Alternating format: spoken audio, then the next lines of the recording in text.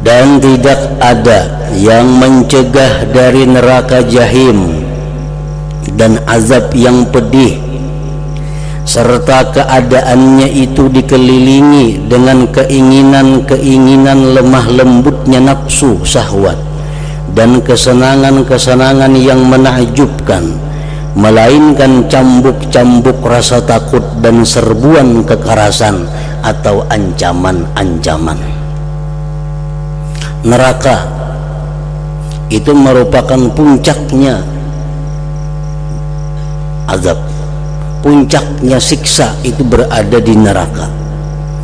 Seapapun penderitaan yang kita derita di dalam dunia ini, kada apa-apanya dibandingkan dengan neraka. Sepersen pun kada ada. Jadi neraka itu adalah puncaknya siksa, puncaknya kesusahan, puncaknya kesakitan dan macam-macam. Tetapi si neraka ini dikelilingi dengan hal-hal yang nyaman. Neraka ini dikelilingi dengan hal-hal yang mudah. Ditambah lagi banyak sekali neraka ini mempunyai orang-orang yang mengajak manusia masuk ke dalam neraka. Jadi mana dikelilingi dengan hal yang nyaman-nyaman, dikelilingi dengan hal yang sesuai dengan selera kita, ditambah lagi banyak yang membawai ke sana. Nah, untuk menghindari itu agar jangan sampai kita masuk ke dalam neraka, maka diperlukan adalah khauf, takut kepada Allah Subhanahu wa ta'ala. Dengan takut ini, kayak apa aja nyamannya, sesuatu yang mengajak ke neraka itu akan bisa dengan mudah ditinggalkan.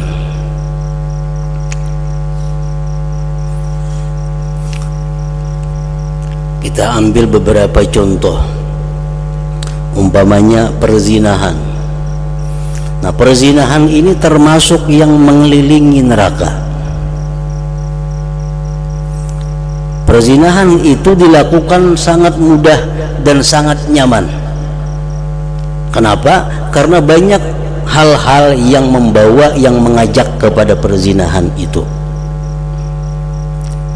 Nah, untuk menghindari jangan sampai terjadi perzinahan itu diperlukan takut kepada Allah. Nah, kayak apa supaya kita bisa takut kepada Allah dengan perzinahan tadi? Diperlukan ilmu pengetahuan yang menjelaskan tentang bagaimana akibat-akibat orang yang melakukan perzinahan itu. Kita ambil misal sabda Rasulullah sallallahu alaihi wasallam, ya ma'syaral muslimin, sabda Nabi kita, ittaquz zina fa inna bihi sitta khisal, salasun fid dunya wa salasun fil akhirah. Wahai kaum muslimin, kata Rasulullah, jauhi, hindari, takutlah kalian akan perzinahan itu. Karena pada perzinahan itu ada mengandung 6 perkara. 3 perkara diberikan dalam dunia, 3 perkara diberikan di akhirat kepada mereka yang melakukan tadi. Fa'ammal lati fid dunya fa dhahabu baha'il wajhi wa qisaru umur wa dawamul faqar. Orang yang melakukan perzinahan itu diberi Allah di dalam dunia, pertama hilangnya cahaya muka, hilangnya air muka. Orang-orang yang arif dengan Allah sangat tahu wajah orang-orang yang berzina itu, karena di wajahnya tidak ada air, tidak ada cahaya. Yang kedua, kisarul umur, pindik umur. Ini bisa diartikan pindik umur ini lakas mati, bisa diartikan hilangnya berkah umur. Umur panjang tapi kada ada manfaatnya. Yang ketiga, dawamul faqar, terus menerus berada dalam kepakiran. Artinya bisa orang ini fakir harta, bisa orang ini fakir hatinya, selalu merasa fakir, hatinya selalu merasa kurang dengan apa yang diberikan Allah. Nah, ini azab yang diberikan Allah di dalam dunia kepada orang yang melakukan perzinahan itu. Wa ammal lati fil akhirah, di akhirat 3 diberikan Allah. Pertama, pasuhtullah tabarak wa ta'ala, murka Allah. Yang kedua, wasu'ul hisab, dia akan menemui hisab yang jahat,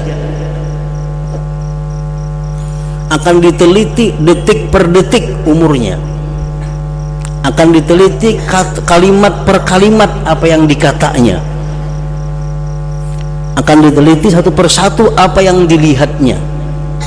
Nah, bila kita di akhirat itu dihisab dengan sangat teliti, pasti kita akan binasa.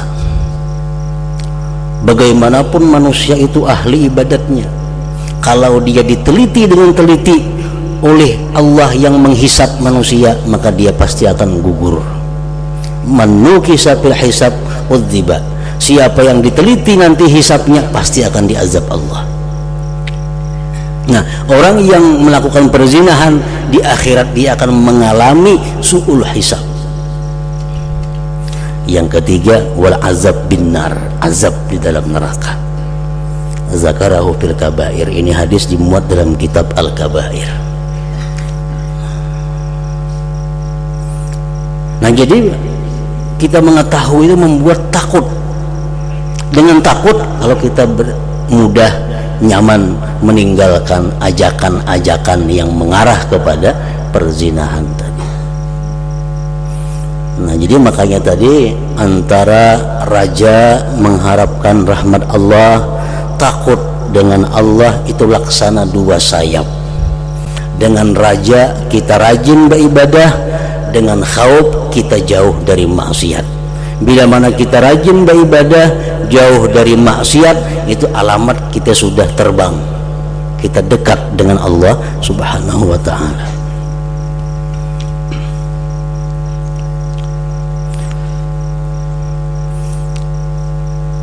Riba umpamanya, riba sesuatu yang sangat mudah. Riba pada awalnya berada di kota-kota besar, dan di akhir zaman riba ini akan masuk ke pelosok-pelosok desa. Menguntungkan, mudah, aman, tapi dalamnya ada neraka.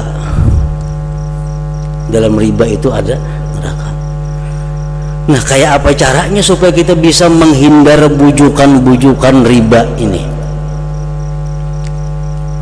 Jalannya adalah takut kepada Allah. Kayak apa supaya takut kepada Allah?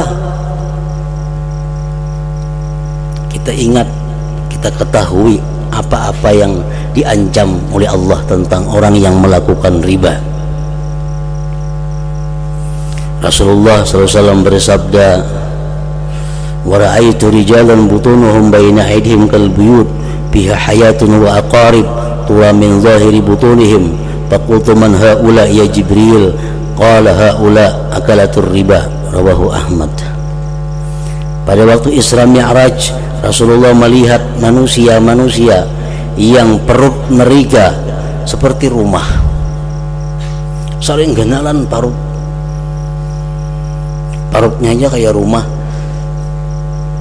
kayak apa manusianya genalnya. Di dalam perut itu ada ular, ada kala, kelihatan. Nabi kita lawan Jibril, siapa nih tuh?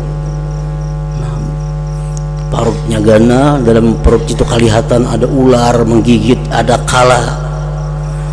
Jibril menjawab, haula akalatur riba, itulah orang-orang yang melakukan riba. Maka ada takutan juga itu, bilang karena iman artinya. Jadi bagaimanapun bujukan riba, kalau kita takut kepada Allah, maka dengan mudah menghindarinya.